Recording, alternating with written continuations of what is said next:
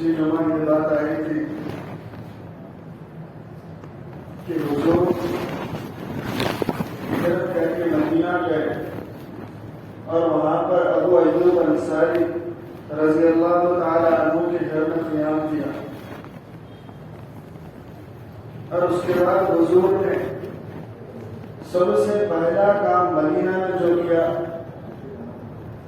وہ مسجد نبوی کی تعمیر فرمائی، جہاں پر حضور کی انگلی سب سے پہلے بیٹھی تھی، بالکل اسی جگہ پر حضور نے مسجد نبوی کی تعمیر کی، اور بنفس نفیس حضور خود مسجد کی تعمیر میں شامل ہوئے، اور سب سے پہلے جو مسجد کی تعمیر کی گئی وہ تقریباً 70 ہاتھ لمبی اور 60 ہاتھ چوڑی مسجد بنائی گئی، اور چھت کھجور کی ڈالیوں سے چھت بنایا گیا، چھپر ڈالا گیا۔ اس کے بعد سارے ایمان والے مسجد میں جماعت سے نماز ادا کرنے لگے، مہاجر صحابہ اور انصار صحابہ۔ جو مدینہ کے صحابہ ہیں ان کو انصار کہا جاتا ہے، اور جو مکہ سے ہجرت کر کے مدینہ گئے ان کو مہاجر صحابہ کہا جاتا ہے۔ تو نمازوں میں آنے لگے صحابہ کرام،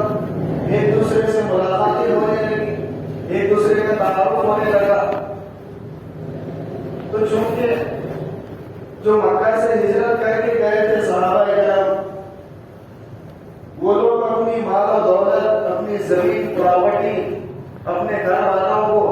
سب چھوڑ کر کے اللہ کی رضا کے لیے مدینہ گئے تھے۔ ان کے پاس کوئی چیز نہیں تھی، تو ان کو اپنے پیروں پر کھڑا کرنا تھا، حضور کو فائنینشلی، اکنامکلی، مالی طور پر ان کو مضبوط کرنا تھا۔ تو حضور نے یہ حکمت عملی اختیار کی کہ انصار صحابہ کو بلایا، تقریباً 45 انصار صحابہ کو بلایا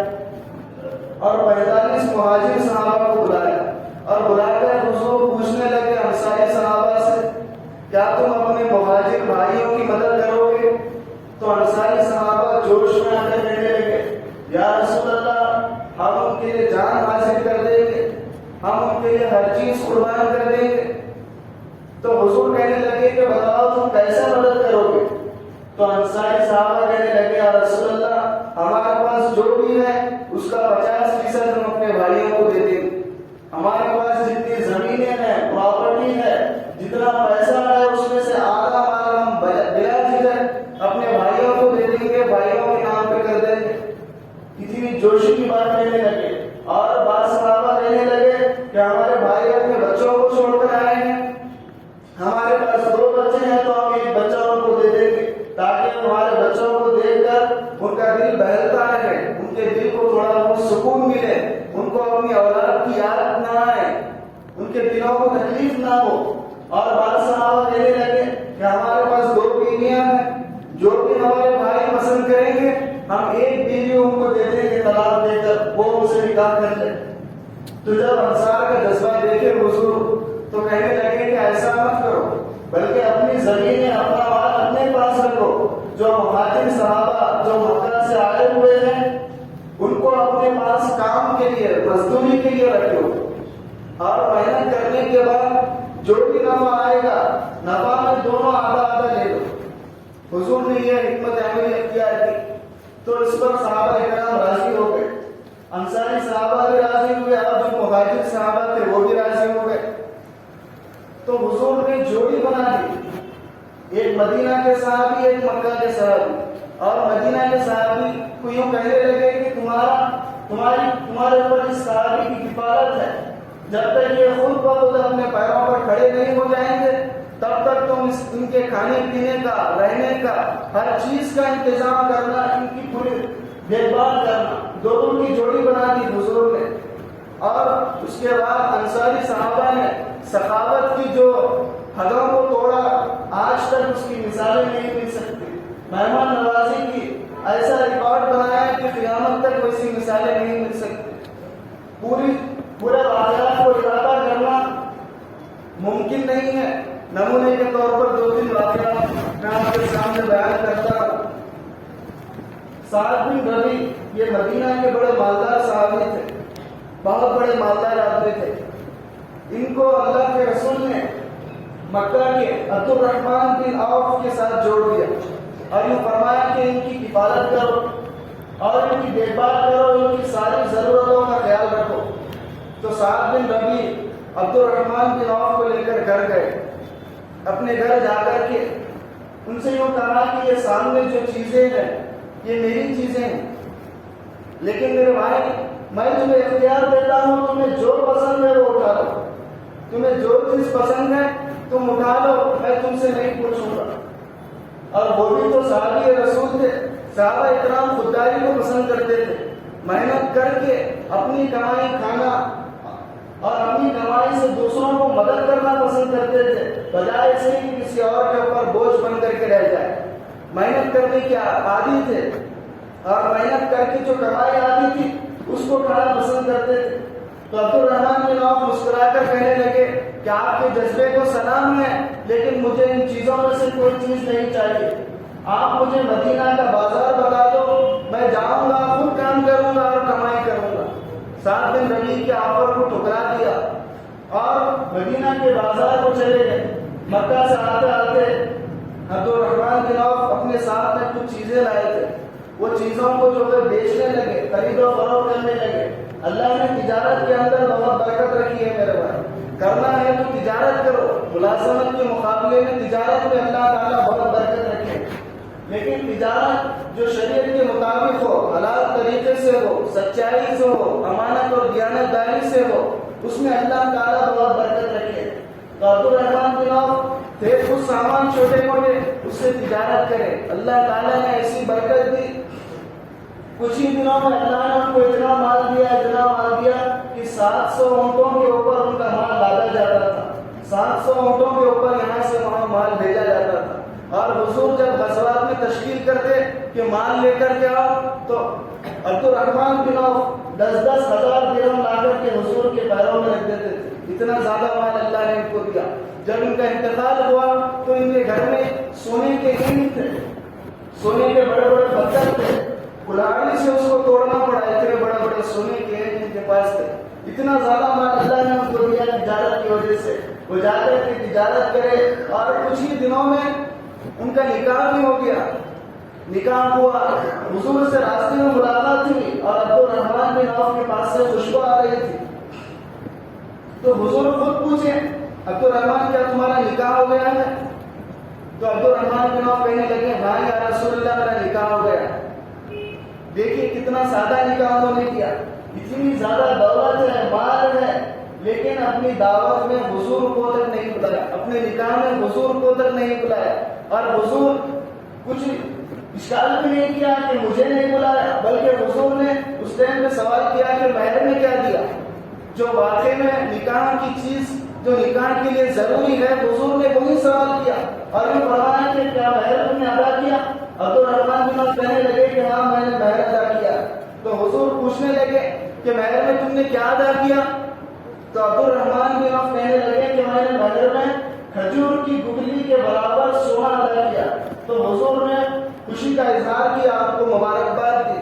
بالکل سیدھا سادہ نکاح کیا اور خود بخود محنت کر کے اپنے پیروں پر کھڑے ہوئے۔ آج کل ہمارے نوجوان بہت سارے سننے میں آ رہے ہیں، نکاح اس لیے کر رہے ہیں کہ بیٹھے جگہ مال و دولت مل جائے گی، جوڑے کے نام پر رقم مل جائے گی، جہیز مل جائے گا، منہ مانگی چیزیں مل جائیں گی، بیٹھے بیٹھے مال مل جاتا ہے، اس لیے نوجوان نکاح کر رہے ہیں۔ لیکن صحابہ اکرام ایسے نہیں تھے، صحابہ اکرام محنت کرنے کو اور اپنی جان کو، اپنی توانائی کو لگا کر کے جو چیز حاصل ہوتی تھی اس کو حاصل کرنے کی کوشش کرتے تھے اور اس کو پانے کی کوشش کرتے تھے۔ حضرت ابو ہریرہ رضی اللہ تعالیٰ عنہ ایک مرتبہ بھوک کی وجہ سے بہت پریشان ہو گئے، کھانے کے لیے کچھ نہیں ملا، 2-3 دن گزر گئے، کھانے کے لیے کچھ نہیں ملا، لیکن دیکھیے آپ ان کا قناعت پسندی دیکھیے اور دوسروں سے سوال کرنے سے بچنا ان کا دیکھیے۔ یہ آئے بھوک کی وجہ سے جب بے چین ہو گئے تو مسجد نبوی کے دروازے پر بیٹھ گئے۔ تھوڑی دیر میں ابو بکر صدیق آئے تو حضرت ابو ہریرہ نے حکمت عملی اختیار کی اور ان سے پوچھنے لگے، اے ابو بکر کیا تمہیں قرآن کی وہ آیت معلوم ہے جس میں اللہ تعالیٰ نے مسکینوں کو کھانا کھلانے کی ترغیب دی ہے، غریبوں کو کھانا کھلانے کا حکم دیا ہے؟ یعنی ان کو یہ کہنا چاہ رہے ہیں اشارے میں کہ میں بھوکا ہوں مجھے کھانا کھلاؤ، لیکن مان نہیں رہے کہ مجھے کھانا کھلاؤ، ڈائریکٹ نہیں مان رہے بلکہ اشارے سے بول رہے، کیا تمہیں قرآن کی وہ آیت معلوم ہے کہ جس میں اللہ تعالیٰ نے کہا ہے کہ غریبوں کو مسکینوں کو کھانا کھلاؤ؟ تو ابو بکر کہنے لگے کہ ہاں مجھے وہ آیت معلوم ہے، لیکن ابو بکر کہہ کر کے آگے چلے گئے، ان کے منشا کو نہیں سمجھے۔ اس کے بعد حضرت عمر آئے تو ابو ہریرہ اسی کو وہی کہنے لگے، کیا عمر کا تمہیں وہ آیت معلوم ہے قرآن کی جس میں اللہ تعالیٰ حکم دے رہے ہیں کہ مسکینوں کو غریبوں کو کھانا کھلاؤ؟ تو حضرت عمر کہنے لگے کہ ہاں مجھے یاد ہے، وہ بھی آگے چلے گئے۔ اس کے بعد حضور آئے، حضور دیکھتے ہی پہچان لیے، ابو ہریرہ کے کہنے کی ضرورت بھی نہیں، چہرے پہ دیکھے ابو ہریرہ کے سمجھ گئے، ابو ہریرہ آؤ میرے ساتھ میں تمہیں کھانا کھلاؤں گا، ان کے کہنے کی بھی ضرورت نہیں۔ ابو ہریرہ کو ساتھ لے لیا اور اپنے گھر پر گئے، اور جانے کے بعد وہاں پر دودھ کا ایک پیالہ تھا، دودھ کا پیالہ اٹھائے حضور، اور ابو ہریرہ خوش ہونے لگے، جھومنے لگے کہ یہ پیالہ مجھے ملے گا اور میں پیٹ بھر کر کے پیوں گا۔ لیکن حضور پیالہ اٹھا کر ابو ہریرہ سے پوچھنے لگے کہ صفہ میں کتنے صحابہ ہوں گے؟ یہ صفہ ایک چبوترا ہے، مسجد نبوی کے پیچھے حصے میں یہ بنا ہوا تھا، یہاں پر جن کا گھر بار نہیں ہوتا، آل و اولاد نہیں ہوتی، وہ صحابہ اپنے آپ کو دین کے لیے وقف کر دیتے، اور مدینہ کے پیچھے جو چبوترا ہوتا وہاں پر آ جاتے اور ساری زندگی دین سیکھنے میں سکھانے میں لگا دیتے۔ تو یہاں کے صحابہ کو صفہ کا اصحاب صفہ کہا جاتا ہے۔ صفہ کے معنی ہے ایک چھپر کے نیچے رہنے والے۔ تو یہ لوگ اپنی زندگی کو دین کے لیے اور دین کا علم حاصل کرنے کے لیے وقف کر دیے تھے، ایسے صحابہ کو اصحاب صفہ کہا جاتا۔ تو ان کی کفالت کبھی حضور کرتے، کبھی دوسرے صحابہ کچھ لا کر کے دے دیتے، ایسے ہی یہ کھا پی کر کے زندگی گزارتے تھے۔ تو حضور ابو ہریرہ سے کہنے لگے کیا ابو ہریرہ صفہ میں کتنے صحابہ ہوں گے؟ تو ابو ہریرہ کہنے لگے کہ 70-80 کچھ صحابہ ہوں گے۔ تو حضور نے کہا کہ سارے صحابہ کو بلا کر کے لے کر آؤ۔ تو ابو ہریرہ پریشان ہو گئے کہ اتنے صحابہ کو بلا کر کے لاؤں گا، پتہ نہیں مجھے دودھ کا یہ خطرہ بھی ملے گا یا نہیں ملے گا۔ ابو ہریرہ بھوک سے پریشان تھے اور سوچنے لگے کہ مجھے کتنا ملے گا، 70 آدمی ایک پیالے میں کیسا پئیں گے؟ بالکل غمگین بھی تھے، لیکن حضور کا حکم تھا، گئے اور سارے صحابہ کو، صفہ کے صحابہ کو بلا کر کے لے کر آئے اور آ کر کے حضور کے سامنے کھڑا کر دیا، اور حضور ابو ہریرہ کو بلا کر کے وہ دودھ کا پیالہ دیا اور یوں فرمایا کہ سارے صحابہ کو پلاتے چلے جاؤ اور پیٹ بھر کر کے پلاؤ، جب تسلی ہو جائے تو دوسرے کو پلاؤ اور سارے صحابہ کو پلا کر کے میرے پاس واپس آنا۔ تو ابو ہریرہ پیالہ لیے اور سارے 70-80 صحابہ کو دودھ پلایا، پیٹ بھر کر کے پیے سارے صحابہ، پلا کر کے ابو ہریرہ پریشان ہو گئے کہ اتنے صحابہ پی لیے اور جیسے کہ ویسا دودھ باقی ہے۔ حضور کے پیاس پیالہ لے کر کے واپس آئے اور کہنے لگے کہ سارے صحابہ نے دودھ پی لیا یا رسول اللہ، یہ لیجیے پیالہ۔ تو حضور کہنے لگے کہ ابو ہریرہ تم پیو۔ تو ابو ہریرہ پینے لگے اور حضور کا بھی خیال کرنے لگے کہ حضور کو بھی ابھی پینا ہے، کہیں ایسا نہ ہو کہ میں زیادہ پی لوں اور حضور کو نہ بچے، ایسا نہ ہو۔ پھر خیال کرنے لگے، تھوڑا پی کر کے واپس کر دیا حضور کو۔ تو حضور کہنے لگے کہ ابو ہریرہ اور پیو۔ ابو ہریرہ پھر پیے، حضور پھر کہنے لگے، 5-6 مرتبہ حضور نے ابو ہریرہ کو ایسے ہی کہا۔ ابو ہریرہ پیتے گئے، بالآخر ابو ہریرہ خود کہنے لگے یا رسول اللہ، اس ذات کی قسم جس کے قصے میری جان ہے، اب ذرہ برابر میں دودھ نہیں پی سکتا، میں حلق تک دودھ پی لیا۔ ابو ہریرہ کے کہنے پر حضور وہ پیالہ لیے اور دودھ پیے، حضور پیٹ بھر کر کے دودھ پیے، اور اس کے بعد اپنے پڑوسیوں کو بھیجے، اپنے ازواج کے پاس بھیجے، کئی سارے لوگوں کو حضور نے صرف ایک پیالے سے سیراب کر دیا۔ تو یہ حضور کا معجزہ تھا۔ تو حضور صحابہ کرام کی خبر گیری کرتے تھے، صحابہ بعض انصاری صحابہ کو بھی جوڑی لگا دیے تھے، اور جو صحابہ کسی کے بھروسے نہیں تھے ان کی کفالت حضور خود کرتے تھے مدینہ میں۔ بہرحال ایسے ہی گزرتے گئے اور اسلام کی اشاعت ہوتی گئی اور ایمان والوں کا ایمان مضبوط ہوتے گیا۔ وہاں پر ایمان والوں کی تعداد بڑھتے گئی، دوسرے شہروں سے بھی آتے گئے لوگ اور ایمان میں داخل ہوتے چلے گئے۔ تقریباً 16 مہینے گزر گئے 16 مہینے کے بعد، چونکہ بیت المقدس کو قبلہ بنا کر کے نماز پڑھتے تھے ایمان والے، اور حضور کی ایک خواہش تھی کہ کعبۃ اللہ ہی ہمارا قبلہ بن جائے، حضور کی ایک خواہش تھی۔ تو 16 مہینے کے بعد نماز بھی میں تھے، حضور ظہر کی نماز میں تھے کہ اللہ تعالیٰ کا حکم آیا فولی وجہک شطر المسجد الحرام، اپنے چہرے کو کعبۃ اللہ کی طرف پھیر لو اور اپنا قبلہ کعبۃ اللہ کو بنا لو۔ تو حضور نے نماز بھی میں بیت المقدس سے پھر کر کعبۃ اللہ کی طرف رخ کر لیا، اور اس وقت سے کعبۃ اللہ ہمارا قبلہ بن گیا، اور قیامت تک کعبۃ اللہ ہی ہمارا قبلہ رہے گا۔ تو 16 مہینے کے بعد تحویل قبلہ کا واقعہ پیش آیا، اور اس کے بعد ایسے ہی صحابہ کرام رہنے لگے۔ تقریباً 2 سال کے قریب وقفہ ہو گیا۔ 2 سال کے قریب جب وقفہ ہوا تو حضور نے سب سے پہلی اسلامی ریاست کا اعلان کر دیا، کیونکہ ایمان والے بھی زیادہ ہو گئے تھے، تو حضور نے مدینہ کو اسلامی ریاست بنا دیا اور اعلان کر دیا کہ مدینہ اسلامی ریاست ہے۔ حضور نے قوانین بنائے اور کانسٹیٹیوشن کو بنایا ملک کو چلانے کے لیے، اور اس میں وہاں پر یہودی بھی تھے، یہودیوں کے حقوق کو بھی حضور نے باقی رکھا، اور مشرکین کے حقوق کو بھی باقی رکھا، عورتوں کے، بچوں کے، بوڑھوں کے، جانوروں کے حقوق تک حضور نے باقی رکھے، درختوں کے حقوق تک حضور نے باقی رکھے، اور صحابوں سے حضور نے معاہدہ کیا، یہودیوں سے خصوصاً حضور نے معاہدہ کیا کہ ہم کسی پر ظلم نہیں کریں گے، مظلوموں کی مدد کریں گے، اور ہم آپس میں لڑائی نہیں کریں گے، چاہے آپ کا مذہب جو بھی ہو، میرا مذہب جو بھی ہو، ہم ہر چیز مل جل کر کریں گے، آپس میں لڑائی نہیں کریں گے۔ اور جب کوئی ہمارے شہر پر حملہ کرے گا، جب کوئی ہمارے شہر پر چڑھائی کرے گا، ہم سارے مل کر کے اس کا مقابلہ کریں گے۔ یہودیوں سے حضور نے یہ معاہدہ کیا کہ مذہب کو نہیں دیکھیں گے، ہم اپنے شہری ہونے کے ناطے اور ہم اپنے وطنی بھائی ہونے کے ناطے شہر کی حفاظت کرنا ہماری ذمہ داری ہے۔ جب کوئی دشمن اس شہر پر، مدینہ پر حملہ کرے گا تو ہم سارے مل کر کے اس کا مقابلہ کریں گے، اور جتنا بھی خرچ آئے گا ہم سارے مل کر وہ سارا خرچ اٹھائیں گے۔ 2 سال کے بعد یہ مدینہ کی ریاست کو حضور نے سب سے پہلی اسلامی ریاست بنا دیا، اور جب یہ خبر مکہ پہنچی، مشرکین مکہ کو پہنچی، ان کو آیا بڑا غصہ کہ یہ لوگ مکہ سے نکل کر گئے اور مدینہ میں اسلام کو مضبوط کر رہے ہیں اور ایمان اسلام کی دعوت کو پھیلا رہے ہیں، تو انہوں نے خط لکھ کر کے بھیجا حضور کو، اور یوں لکھا کہ تم مکہ سے نکل کر مدینہ گئے اور جا کر وہاں پر اسلام کی تشہیر کر رہے ہو، اسلام کو پھیلا رہے ہو، یاد رکھو ہم تمہیں مکہ سے تو جانے دے دیے، لیکن عنقریب ہم مدینہ میں گھس کر تمہیں قتل کر دیں گے۔ یہ خط لکھ کر کے حضور کو بھیجا، اور جب حضور کے پاس یہ خط پہنچا تو حضور کو اسی وقت سب سے پہلے اللہ تعالیٰ نے جہاد کا حکم دیا۔ اسی نبی الذین یقاتلون بأنہم ظلموا، کہ آپ کو اپنے مظلوم ہونے کی وجہ سے سامنے والے سے قتل و قتال کی اجازت ہے۔ حضور کو اس وقت اپنے دفاع کرنے کا، سیلف ڈیفینس کا حکم اللہ تعالیٰ نے دیا اور اجازت دے دی۔ تو مکہ میں جب تک رہے حضور مشرکین کو کچھ بھی نہیں کہا، جتنا ظلم کیا سارے ظلم کو برداشت کیا، حتیٰ کہ وہ شہر چھوڑ کر کے حضور آ گئے۔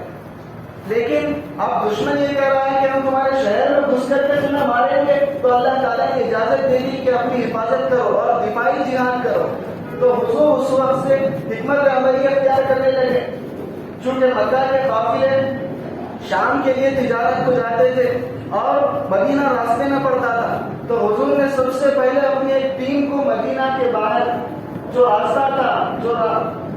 راہ گزر تھی، وہاں پر ٹھہرا دیا ایک اپنی ٹیم کو پیٹرولنگ کے لیے سمجھیے، جیسے آپ پولیس والے پھرتے رہتے ہیں، پیٹرولنگ کے لیے ایک جماعت کو حضور نے مدینہ کے باہر کھڑا کر دیا، اور ان کا کام یہ تھا کہ جو بھی قافلہ، جو بھی آدمی یہاں سے گزر رہے ہیں ان کو پوچھ تاچھ کرنا، کہاں سے آ رہے ہیں، کہاں پر جا رہے ہیں، کس مقصد کے لیے جا رہے ہیں، وہ پوچھ تاچھ کر کے حضور کو خبر دینا ان کا کام تھا۔ وہ لوگ سارے لوگوں کی خبر رکھتے، سارے قافلوں کی خبر رکھتے اور آنے جانے والوں کی خبر حضور کو دیتے تھے۔ اور کچھ دن کے بعد ایسا ہوا کہ ابو سفیان یہ بعد میں صحابی بنے، بعد میں ان کو ایمان کی دولت اللہ تعالیٰ نے دیا، تو ان کا قافلہ بھی نکلا شام کے لیے تجارت کی غرض سے، اور یہ لوگ مدینہ سے گزر کر شام چلے گئے اور زبردست تجارت کرنے کے بعد جو نفع ہوا وہ نفع لے کر کے واپس آ رہے تھے کہ حضور کے جو صحابہ متعین تھے شہر کے باہر،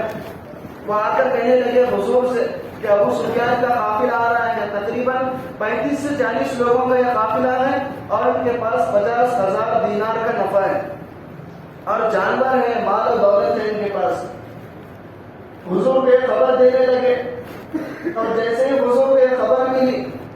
تو حضور یہ سوچنے لگے کہ ان کو پکڑ لیا جائے اور ان کے مال کو پکڑ لیا جائے، اور یہ مال مکہ والوں کا ہے، چونکہ مکہ والے ہمیں دھمکی دے رہے ہیں اگر ان کا مال پکڑ لیا جائے تو وہ خود بخود مذاکرات کے لیے آئیں گے اور آ کر کے معاہدہ کریں گے کہ ہم تمہیں نقصان نہیں دیں گے، ہم تمہیں تکلیف نہیں دیں گے، اور تم بھی ہمیں تکلیف نہیں دینا۔ تو حضور کا یہ مقصد تھا، اسی لیے حضور نے چند صحابہ کو لے کر ہی